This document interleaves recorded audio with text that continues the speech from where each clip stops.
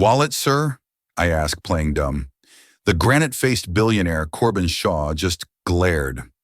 Like I was a bug he might squash. Everyone thinks he's so smart, but he left it right there, under table 7. A brown leather wallet, soft with age, and holding more than just credit cards. Inside, a photo. My mother, Liliana Monroe, laughing in a field of wildflowers, the woman who vanished 20 years ago. What does Shaw have to do with it? He thinks he's untouchable, sitting in his glass tower. He has no idea how her quiet kindness will change everything. This isn't about money. It's about a debt that's long overdue. Wallet, sir? I asked, playing dumb. The granite-faced billionaire, Corbin Shaw, just glared. Like I was a bug he might squash. Everyone thinks he's so smart, but he left it right there, under table 7. A brown leather wallet, soft with age, and holding more than just credit cards. Inside, a photo. My mother, Liliana Monroe, laughing in a field of wildflowers. The woman who vanished 20 years ago. What does Shaw have to do with it? He thinks he's untouchable, sitting in his glass tower. He has no idea how her quiet kindness will change everything. This isn't about money, it's about a debt that's long overdue. Boston's upscale Gilded Sparrow was a world of hushed elegance, a stark contrast to my reality. At 22, I lived paycheck to paycheck, serving seared scallops and vintage Merlot to people whose problems seemed as distant as the stars. My own constellation was filled with the dim glow of overdue bills and the gaping void left by my mother's disappearance. The Sparrow was my lifeline, a haven of sorts, where I could work and make enough money to pay rent and buy my grandmother's expensive medication. It was nestled on a quiet cobblestone side street, but of course it was still a job. Plastering a smile to my face and ignoring the aching pain in my feet was part of the deal. I had gotten good at it. Corbin Shaw was a regular.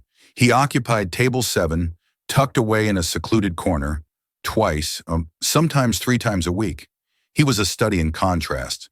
A man carved from granite, his face unyielding, yet his eyes held the depths of a storm-tossed sea. The city called him a tech titan, a ruthless visionary. To us at the Sparrow, he was simply an enigma.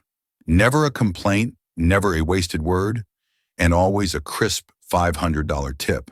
A silent mountain of money handed to me with the same indifference he showed the seared scallops. I was his preferred waitress, a silent, efficient cog in his well-oiled routine. He never flirted, never even acknowledged me beyond the bare minimum. It was a mutual understanding, fostered by my manager, Gerald, who knew I wouldn't bother the big tipper. He would order a steak, medium rare, and a bottle of still water and eat in complete silence. I wondered about him. Did he have friends, family, or was he just some lonely soul? The night I found his wallet was different. A nor'easter raged outside, rain battering the windows of the Gilded Sparrow. The restaurant was quieter than usual. Shaw, already an imposing figure, seemed even more withdrawn, his gaze fixed on the storm. He wore a suit that probably cost more than my car was worth, but he looked like he couldn't wait to shed it. He finished his meal, paid with his usual black credit card, and stood to leave, nodding curtly to his stoic butler, Peterson, who waited for him by the door. As Shaw shrugged on his overcoat, something slipped from his inside pocket. Landing soundlessly on the plush carpet, he didn't notice. He swept out into the storm. I did, though. I was clearing a nearby table, my eyes scanning the room when I caught the subtle shift. A wallet. Dark brown leather, expensive, but softened with age and use. Protocol dictated I hand it to Gerald, who would lock it in the safe. But something held me back. An unfamiliar curiosity, a prickle of unease. I bent down, my fingers closing around the warm leather. It felt personal. Reckless, I know, but I opened it. The usual trappings of wealth, platinum credit cards, a license bearing his unsmiling image, a thick wad of $100 bills. But beneath the license, tucked into a worn plastic sleeve, was a photograph. My breath caught in my throat. It was small and faded, showing a young woman laughing in a field of wildflowers. Her hair was dark, her eyes a startling green, crinkled at the corners with joy. I knew that smile. I knew those eyes. I had another copy of that photo, tucked away in a cheap frame on my bedside table. It was my mother, Liliana Monroe, the woman who vanished without a trace 20 years ago, leaving behind only a handful of photos and a lifetime of unanswered questions. The clinking of glasses, the murmur of conversation, the storm outside, it all faded into a dull roar. My legs went weak. I stumbled, catching myself on a chair. Why? How? What was a picture of my penniless mother doing in the wallet of Corbin Shaw, one of the wealthiest men in the world? The world I knew was crumbling around me. My entire life, the narrative of abandonment and quiet struggle, felt like a carefully constructed lie.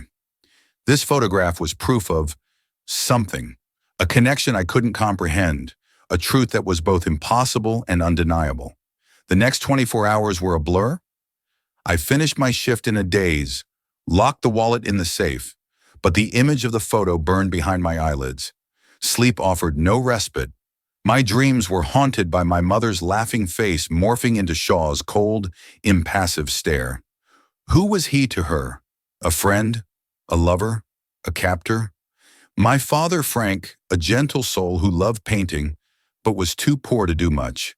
He had never gotten over my mother leaving. What happened with him and Shaw? By morning, a cold resolve had settled in my gut. I couldn't live with the questions. I had to ask him. I had to look him in the eye and demand answers. I knew his schedule. He would be at Shore Tower, his corporate headquarters, a gleaming monument to his power. I was just a waitress, but I had something he wanted, something he'd lost. Dressed in my best jeans and a simple sweater, I clutched the wallet in my clammy hands and rode the subway downtown. The monolithic tower loomed above me, casting a long shadow. Men and women in expensive suits streamed past, their faces set with purpose. I felt completely out of place. I steeled my nerves and walked up to the imposing reception desk. "I need to see Corbin Shaw," I said, my voice steadier than I felt. The receptionist, a woman with immaculate hair and a dismissive smile, appraised me. "Do you have an appointment?" "No, but it's a personal matter. I have something of his." I held up the wallet. The receptionist's expression didn't change. "You can leave it with me. We'll ensure it gets to Mr. Shaw's personal assistant." "No," I said, my grip on the wallet tightening. "I have to give it to him myself. It's important." A standoff ensued. The receptionist was about to call security when a crisp, authoritative voice cut through the tension. "What seems to be the problem here?" It was Peterson, Mr. Shaw's ever-present butler. He recognized me instantly. A flicker of surprise crossed his normally stoic face. "This young woman is insisting on seeing Mr. Shaw personally to return his wallet," the receptionist explained, her tone dripping with disdain. Peterson looked at me, his gaze analytical. He seemed to weigh the situation, his eyes lingering on the desperation in mine. "Wait here," he said before turning and disappearing into a private elevator. Minutes stretched into an eternity. I felt the stares of everyone in the lobby. I was an anomaly, a glitch in their perfect world. Finally, the elevator doors swished open again. Peterson stood there, his expression unreadable. "Mr. Shaw will see you," he said. The elevator ride was silent and swift, ascending to the penthouse floor. The doors opened directly into an office that was larger than my entire apartment. One wall was a floor-to-ceiling window, offering a godlike view of the city. The furniture was minimalist and modern, the air thick with the scent of old books and money. And there he was.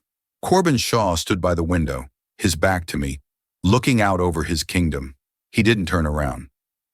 "Peterson tells me you found my wallet," he said, his voice a low rumble. "I appreciate your honesty. Leave it on the desk. You can tell my assistant your name and address. I'll have a reward sent to you for your trouble." His dismissal was so complete, so casual, it ignited a spark of anger in my fear. "I don't want a reward," I said, my voice trembling but clear. He turned then, his stormy eyes locking onto mine. The intensity of his gaze was staggering. It felt like he was peeling back layers, seeing all my insecurities, all my grief. "What do you want then?" he asked, his tone laced with impatience. This was it. My heart hammered against my ribs. I took a step forward, placing the wallet on the vast polished desk that separated us. I opened it, my fingers fumbling with the latch. I pulled out the faded photograph and held it up. "I want to know," I whispered, my voice cracking, "why you have a picture of my mother in your wallet?" The change in him was instantaneous and terrifying. The air in the room grew cold. The practiced indifference on his face vanished, replaced by a mask of pure, glacial fury. His jaw clenched and a muscle feathered in his cheek. "Where did you get that?" he hissed, his voice dangerously low. "It was in here," I stammered, gesturing to the wallet. "This is Liliana Monroe, my mother. She disappeared 20 years ago. So I'm asking you again, why do you have her picture?" Corbin Shaw strode around the desk, his presence overwhelming in the suddenly small space. He snatched the photo from my fingers, his eyes blazing. "You have no idea what you're meddling in," he said, his voice a venomous whisper. "You think you've stumbled onto some romantic secret? Some long-lost affair?" He let out a short, bitter laugh that held no humor. "You know nothing. Your mother was not who you think she was. Now take the wallet, leave this office, and forget you ever saw this. Forget you ever saw me. It's for your own good." He was trying to scare me. He was succeeding. But the image of my mother's smiling face gave me a strength I didn't know I possessed. "No," I said, standing my ground. "I've spent my whole life not knowing. I'm not leaving until you tell me the truth." He stared at me, his eyes searching my face.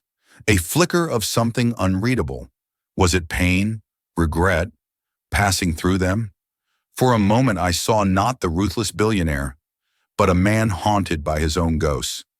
"The truth," Corbin Shaw said, his voice softening almost imperceptibly, yet carrying a weight that chilled me to the bone. "The truth would destroy you." I held his gaze, refusing to be broken by the threat in his words. My entire life had been shaped by a void, a question mark where a mother should have been. The grief was a familiar ache, a part of me. What could be more destructive than the emptiness I already lived with? "Try me," I said, my voice quiet but firm. "Whatever it is, it can't be worse than the not knowing." Corbin watched me for a long moment. The fury in his eyes receded, replaced by a deep, weary resignation, as if he were facing an inevitability he had long sought to avoid. He ran a hand over his face, the gesture shockingly human. He looked for the first time tired. He turned away from me and walked back to the panoramic window, staring down at the city below. The silence stretched, thick with unspoken history. "Your father," he began, his voice distant. "Frank Monroe. He was a mechanic, wasn't he? In a small town called Northwood." I flinched, startled by his knowledge. "How do you know that?" "I know a lot of things, Miss Monroe," he said without turning around.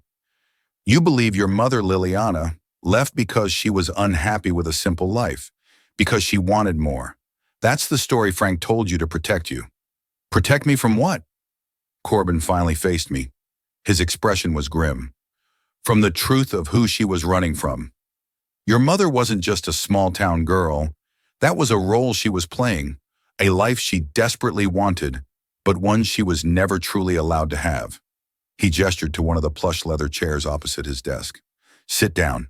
If you insist on knowing, you might as well be comfortable." Hesitantly, I sat on the edge of the chair. It felt like being summoned to a king's throne room.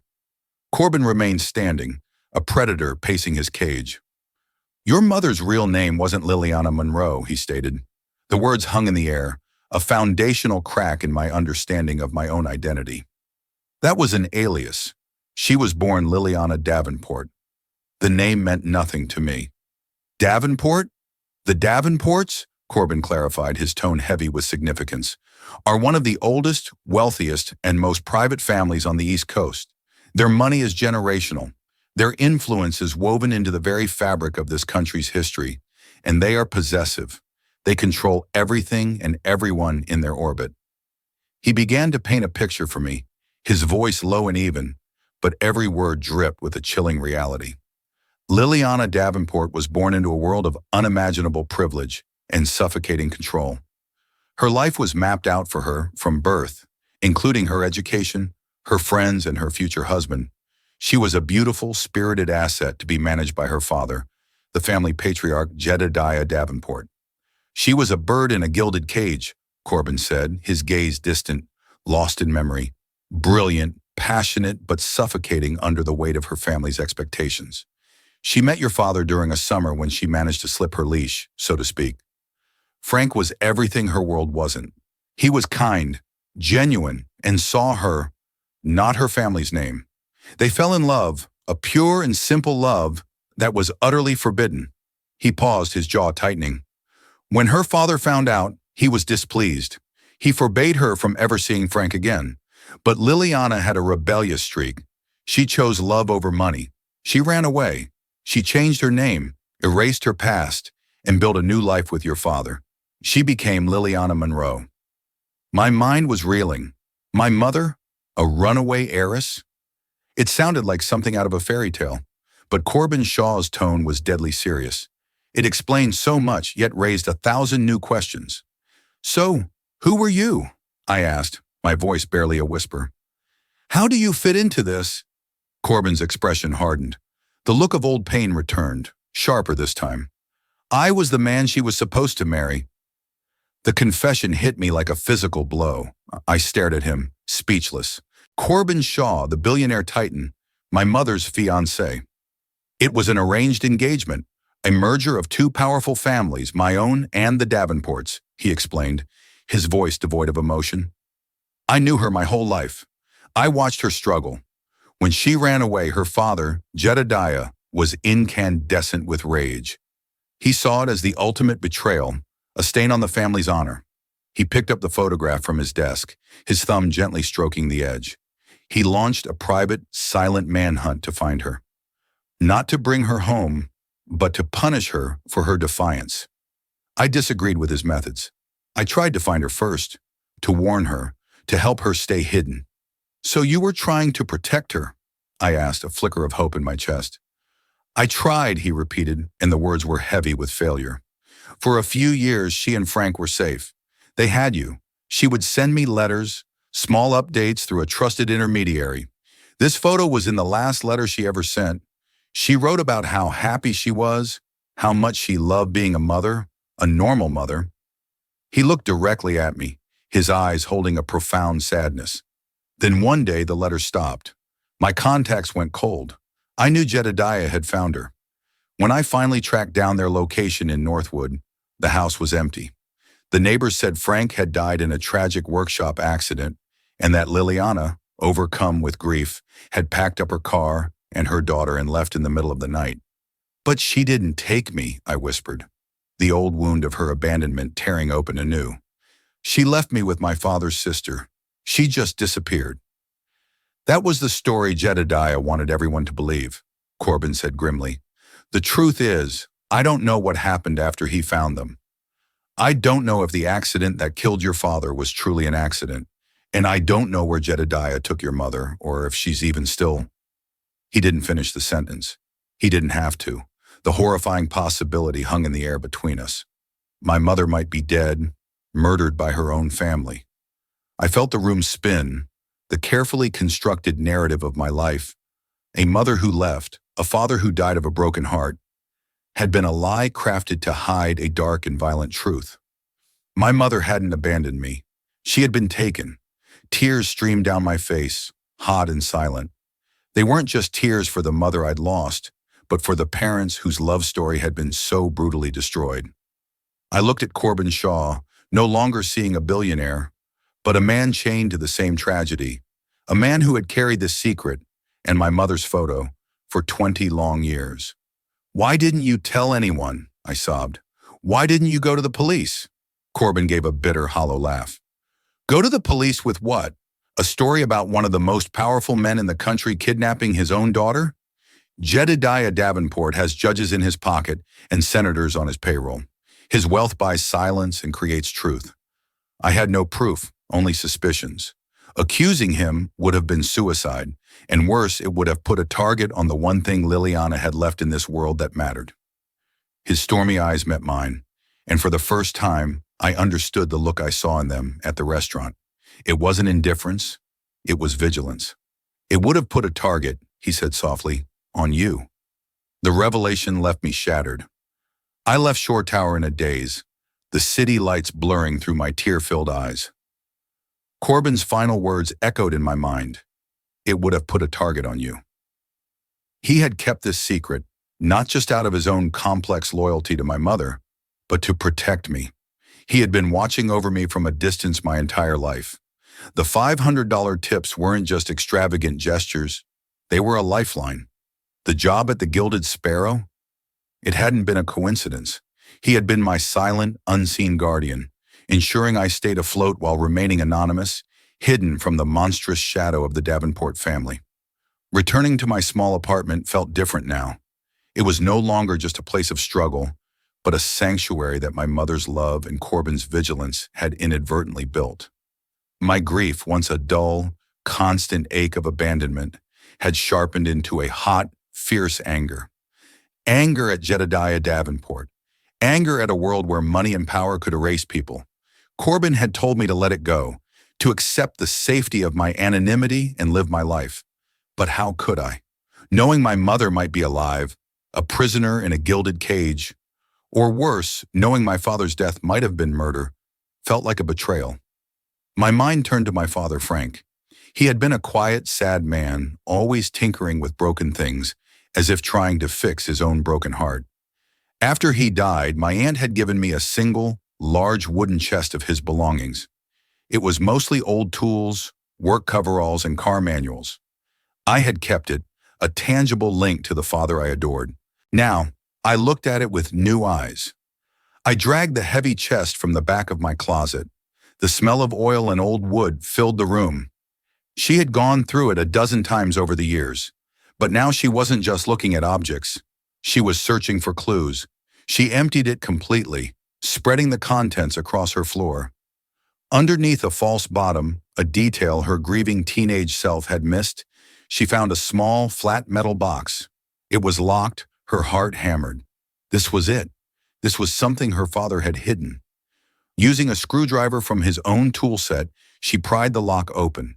Inside, nestled on a bed of yellowed closet, the smell of oil and old wood filled the room. She had gone through it a dozen times over the years. But now she wasn't just looking at objects. She was searching for clues. She emptied it completely, spreading the contents across her floor. Underneath a false bottom, a detail her grieving teenage self had missed, she found a small, flat metal box. It was locked, her heart hammered. This was it. This was something her father had hidden. Using a screwdriver from his own tool set, she pried the lock open. Inside, nestled on a bed of yellowed cotton, were a handful of items: a stack of letters tied with a faded ribbon, a single ornate gold-colored key, and a small folded piece of paper. She unfolded the paper first. It was a note in her mother's elegant, looping handwriting, but it wasn't a letter. It was a warning. My dearest Frank, if you are reading this, they have found us. Do not trust them.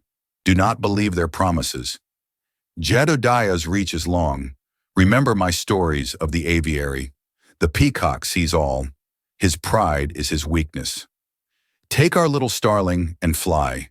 The key is for the city nest. Everything you need is there. I love you more than all the stars. Yours forever, Lily. Little starling. That was her father's nickname for her. The city nest, the peacock sees all. It was a cipher, a message of love and fear from the past. And the key, it was shaped like a feather, a peacock feather. Her hands shaking, Eliza untied the ribbon on the letters. They were from her mother to her father, written before she was born. They were love letters full of hope and plans for their future, but a thread of fear ran through them. She mentioned my father's sigil, the peacock, a symbol of the Davenport family's ostentatious pride. The peacock's eyes are everywhere, she wrote in one. This was it, proof. This was what Corbin Shaw lacked. But what was the city nest? She scanned the letters again. In one, her mother mentioned a dream of having a small art studio in Boston, a place to escape, a nest just for them. She mentioned a street name, Winslow Place, and a building she admired. It was a long shot, a 20-year-old dream, but it was all she had. The next day, Eliza took the key and the note and went to Winslow Place. It was a quiet, historic street, much like the one the Gilded Sparrow was on. And there it was, a handsome brick building with a discreet sign. Winslow Place Storage. It offered private long-term storage units, the kind wealthy city dwellers use for art, wine, or furniture. Her heart pounding, she approached the front desk, managed by a sleepy-eyed Clear. "I'm not sure if this is right," she began, her voice unsteady. "I'm looking for a unit rented by Liliana or Frank Monroe, or maybe Davenport. It would have been about 20 years ago." The Clear typed sluggishly into his computer. Nothing under Monroe or Davenport. He looked bored. Eliza's shoulders slumped. It was a dead end. Then she remembered the note. His pride is his weakness. What if the unit wasn't under her name? What if her mother, in an act of bitter irony, had used her father's name? "Could you please check one more name?" she asked. "Jedediah Davenport." The Clear typed again. His eyebrows shot up. "Well, what do you know? Unit 312, rented 22 years ago, paid in full for 50 years. Seems you're the first person to ever ask about it." It took every ounce of her self-control not to gasp. Her mother had hidden her escape hatch right under her father's nose, using his own name, banking on the fact that his monumental pride would never allow him to imagine his daughter would use his identity in such a common pedestrian way. "I have the key," Eliza said, holding up the ornate peacock feather key. The clerk shrugged and pointed her down a long, dimly lit corridor. 3rd floor, room 12. The corridor was silent and cool. The air was still. She found the door marked 312 and slid the strange feather-shaped key into the lock. It turned with a satisfying click. With a deep breath, she pulled open the heavy door. It wasn't a storage unit filled with dusty furniture. It was a room frozen in time, a small artist's studio. An easel stood in the center holding an unfinished painting of a field of wildflowers. Canvases were stacked against the wall, filled with vibrant, joyful paintings, a stark contrast to the dark secret of their creator's life. A small desk sat in the corner. On the desk was a leather-bound journal. With trembling fingers, Eliza opened it. It was her mother's diary. Page after page was filled with her elegant script detailing her escape, her love for Frank, her joy at discovering she was pregnant, and her ever-present gnawing fear of being found. She wrote about Corbin, the boy she grew up with, the fiancé she never loved but cared for as a friend. She documented her attempts to contact him, to let him know she was safe, and then the final entries. Her tone shifted from fear to sheer terror. October 12th. "A man was in town today. He wore a suit that cost more than our house. He was asking questions. I saw the glint of a lapel pin. A peacock. Jedediah has found us. October 14th. Frank is scared. He wants to run again. Take Eliza and disappear to Canada. I told him we must. We are packing tonight." The man was back.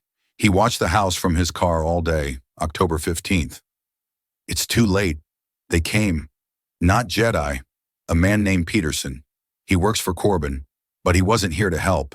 He said Corbin sent him to make a deal to bring me home. I don't believe him. Corbin would have come himself." Eliza's blood ran cold. Peter Sonnen, Corbin Shaw's butler, the man who had led her to his office. According to this, he wasn't a savior. He was a harbinger. She flipped to the last frantic entry. The handwriting was messy, blotted with what could have been tears. October 16th. "Frank is dead. They said it was an accident in the shop, a faulty lift. I know they killed him. Jedediah's men are here. They are taking me. They say if I come quietly, they will let my little starling live. They will let Frank's sister raise her. It is no choice at all. They are letting me write this one last page. They say someone will find it one day. A warning, they call it. A testament to the power of the Davenport family. My name is Liliana Davenport, and my father has murdered my husband and stolen my life. Do not look for me. Live. Just live, my sweet Eliza." Below the entry was a name, not her mother's. It was a signature of the man who had overseen this final cruel act, the man who had handed her the pen, witnessed by A. Peterson. The journal slipped from Eliza's fingers. The entire narrative had shifted again. Corbin Shaw wasn't her mother's failed protector. He was her betrayer. He had sent his man to drag her back to her father. He was complicit in the destruction of her family, the kindness, the protection, the money. It wasn't guardianship. It was guilt. A 20-year payment on a debt of blood and betrayal. and the man who had enacted it. All the stony-faced butler was still by his side. Rage was a fire in Eliza's veins, burning away the shock and grief. The man she had started to see as a complex, tragic figure was a monster hiding behind a facade of wealth and regret. Peterson, the silent figure in the background, was his accomplice. The diary was undeniable proof. She didn't storm back to Shore Tower. A direct confrontation with Corbin would be pointless. He was a master of control and deflection. She needed to break through his defenses, and the weak point, the one who had signed his name to her mother's last testament, was Peterson. She knew where to find him. Every evening at 7:00 p.m., while Corbin had his solitary dinner at the Gilded Sparrow, Peterson would wait in the black sedan parked in the alley behind the restaurant. He was a man of rigid routine. That night, Eliza didn't go into the restaurant for her shift. She called in sick. Instead, she waited in the shadows of the alley, her mother's diary clutched in her bag, its weight both a burden and a weapon. Right on schedule, the sleek black car pulled into the alley. Peterson got out his posture, ramrod straight, and stood by the vehicle, his gaze fixed on the restaurant's back door. Eliza stepped out of the shadows. Mr. Peterson. He turned his face, betraying no surprise, only a weary recognition. It was as if he had been expecting this moment for 20 years. Miss Monroe, he said, his voice a low, growly monotone. You should not be here. I think I should, she said, her voice shaking with suppressed fury. She walked closer, stopping a few feet from him. I found my mother's studio and I found her diary. She saw a flicker in his stoic facade, a barely perceptible tightening around his eyes. I read her last entry, Eliza continued, her voice rising. The one you so kindly witnessed. The one where she says you came to her claiming Corbin sent you to make a deal. The one where she accuses my grandfather of murdering my father. She pulled the diary from her bag and held it up. Your name is right here, Mr. Peterson. A Petersonen. What does the A stand for, Arthur Andrew? Does it matter you stood there and watched as they destroyed her? You were his tool. Peterson looked from the diary to her face, a face so much like Liliana's. The years seemed to fall away from him, leaving behind a man burdened by an old, heavy guilt. My name is Anthony, he said, his voice raspy with disuse. And you are right. I was there. The simple confession stunned Eliza into a moment of silence. She had expected denial's threats. Not this. Mr. Shore did not send me to bring her back.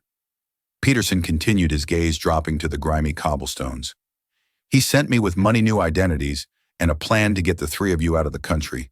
He knew Jedediah was closing in. I was supposed to be your salvation. What? Eliza stammered. The diary my mother wrote. What she believed to be true. Peterson interrupted, his voice filled with a profound sadness. Jedediah's men got there first.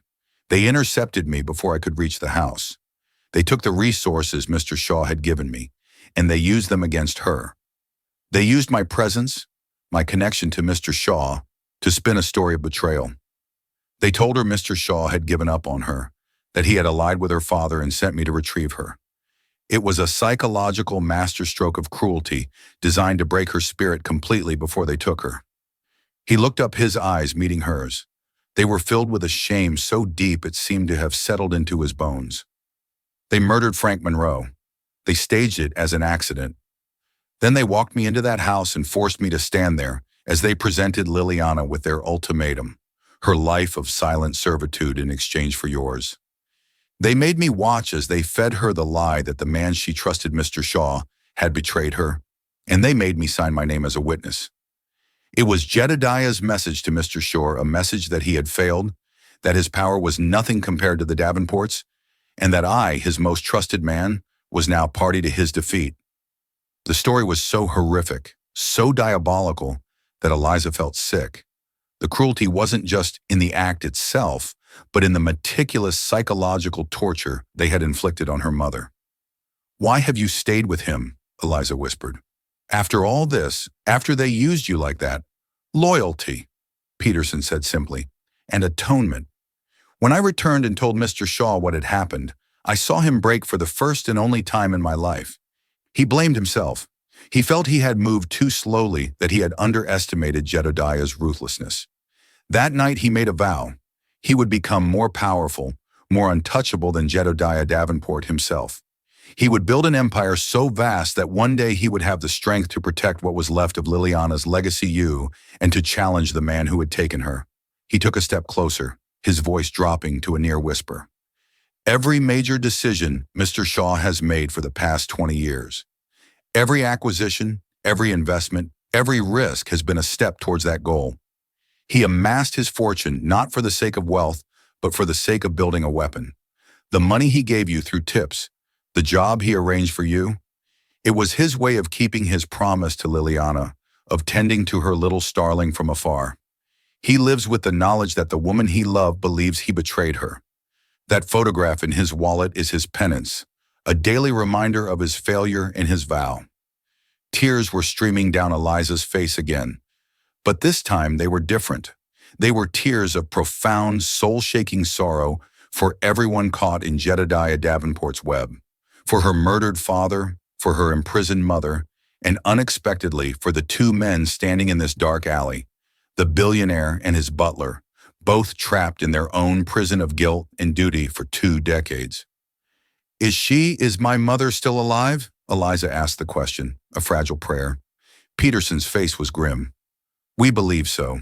Our sources are limited, and Jedediah's compound is impenetrable. But the word is she lives at the Davenport estate, a beautiful ghost in a house of sorrows.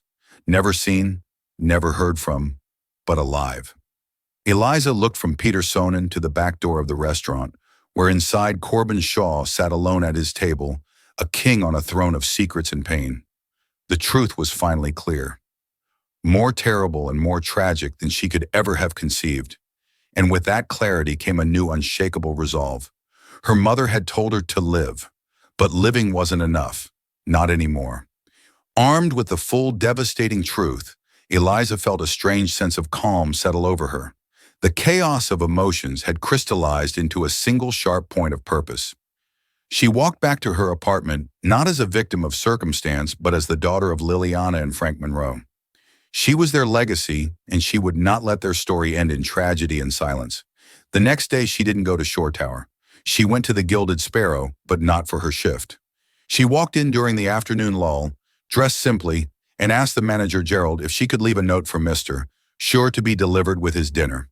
Gerald, aware of her recent illness and the strange events, simply nodded and handed her a piece of the restaurant's heavy cream-colored stationery.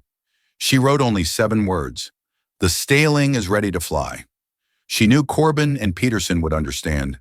It was a declaration, an acceptance of her identity, and a signal that she was done hiding. That evening, instead of Corbin Shaw's black sedan, a different, more discreet car was waiting for her outside her apartment building. Peterson was at the wheel. He opened the back door for her without a word. The drive was silent. They didn't go to Short Tower or a fancy restaurant. They drove to a private airfield outside the city limits. On the tarmac, bathed in the glow of the runway lights, sat a sleek private jet. Corbin Shaw was waiting for her at the base of the stairs, not in a suit, but in casual trousers and a dark cashmere sweater. The wind whipped at his hair, and in the stark lighting. He looked less like a corporate titan and more like a weary general on the eve of a great battle. I received your note, he said as she approached. I had hoped this day would never come, that he would choose a life of peace. There is no peace in knowing my mother is a prisoner and my father's murderers walk free, Eliza replied, her voice steady. You spent 20 years building a weapon. I want to know if you're ready to use it.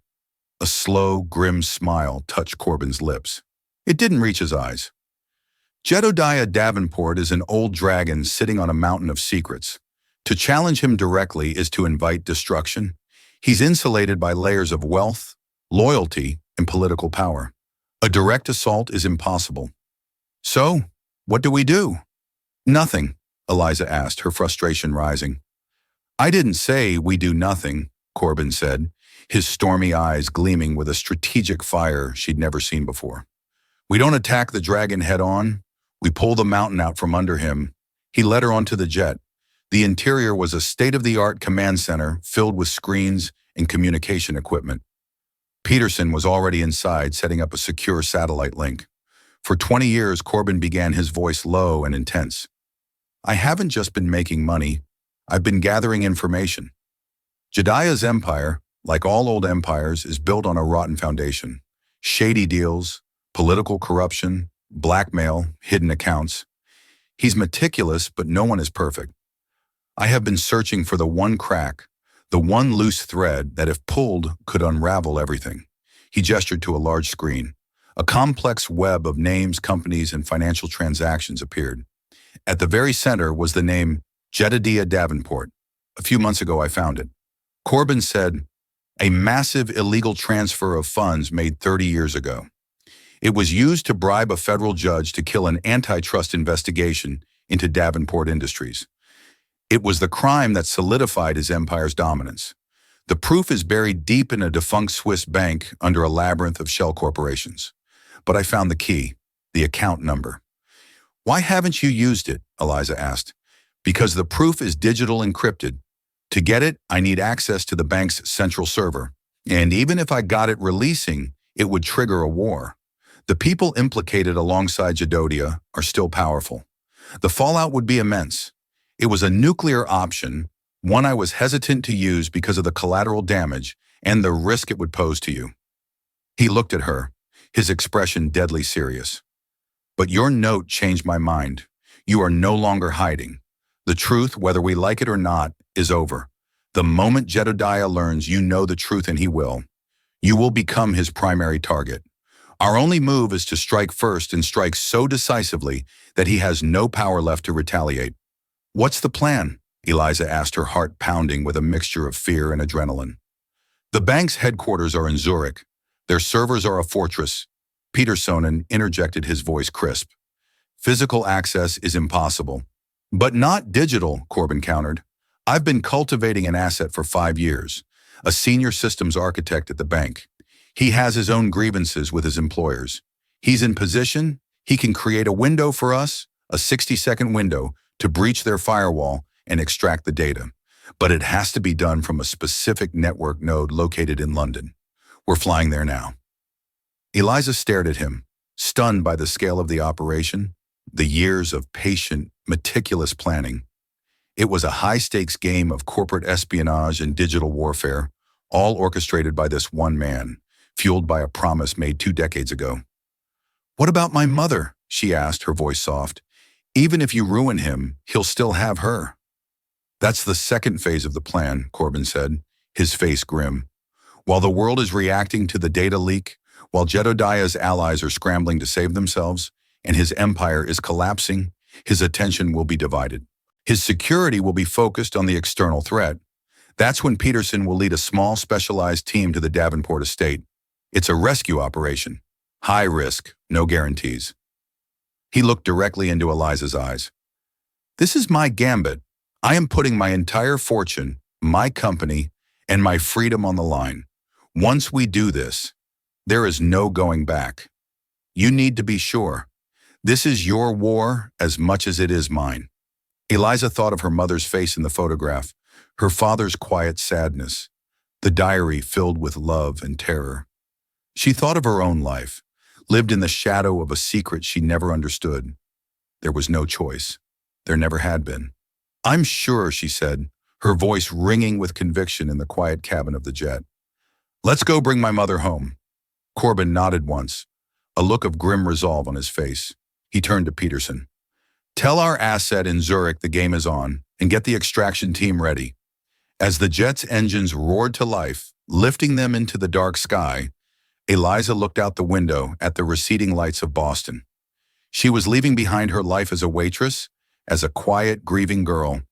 She was flying toward an uncertain future, toward a confrontation with a monster. She was no longer just a starling. She was the daughter of a lioness, and she was about to learn how to roar. Eliza's journey, born from a forgotten wallet, had led her to the precipice of a war she never knew was being waged for her. The truth didn't just leave her in tears. It forged her grief into a weapon, her sorrow into strength. She was no longer just a waitress haunted by the past, but a key player in a daring gambit to reclaim a life that was stolen, to free a mother she barely remembered, and to avenge a father she would never forget. The story of Corbin Shaw's 20-year vow and Liliana's tragic sacrifice was about to reach its explosive climax. What happens next? Does their high-stakes plan succeed, Can they truly topple an empire and rescue Liliana from the dragon's lair? The battle has just begun. If this story of secret sacrifice and the unbreakable bond between a mother and daughter moved you, please show your support by hitting that like button. Share this video with someone who loves a story of justice and resilience. And most importantly, subscribe to the channel and turn on notifications so you don't miss the thrilling conclusion to Eliza's fight for her family. Your support helps us bring more incredible stories like this to you. Thank you for listening.